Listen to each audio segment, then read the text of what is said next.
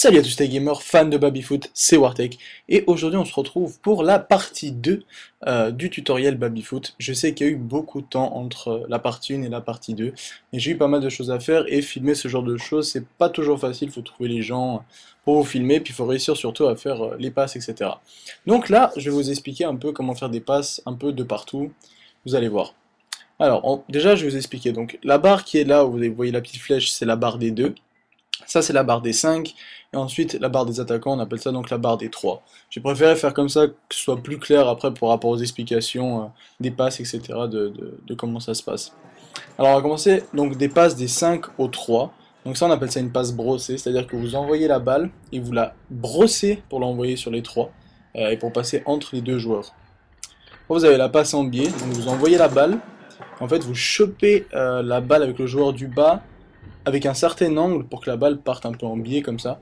Ça vous permet de faire une assez jolie passe.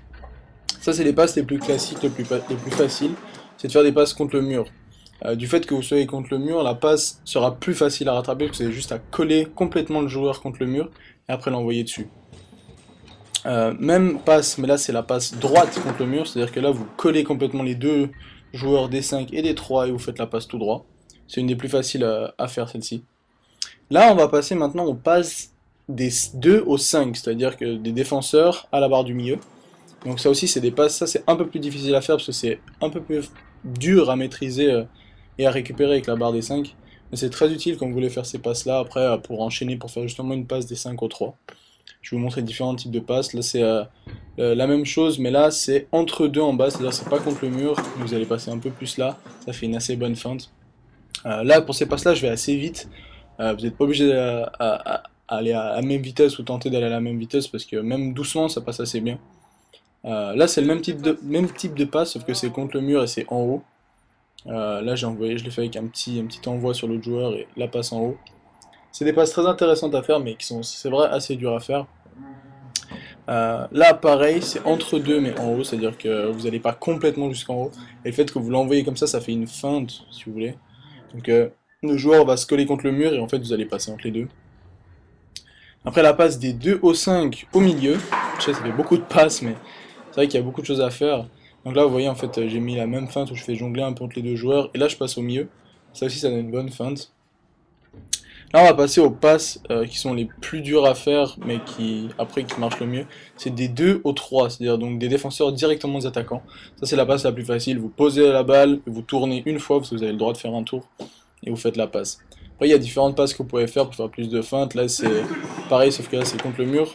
Donc celle-là elle est assez rapide parce qu'elle est assez facile à faire vu que du fait que vous pouvez vous aider du mur, vous pouvez aller assez vite quand vous la faites. Et du coup c'est une passe très intéressante aussi.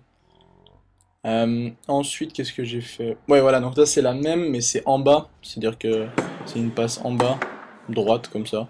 Ça aussi c'est pas mal à faire. Ces passes-là sont les plus recommandées parce que même si vous l'attrapez pas au 3, elle va aller au niveau du gardien.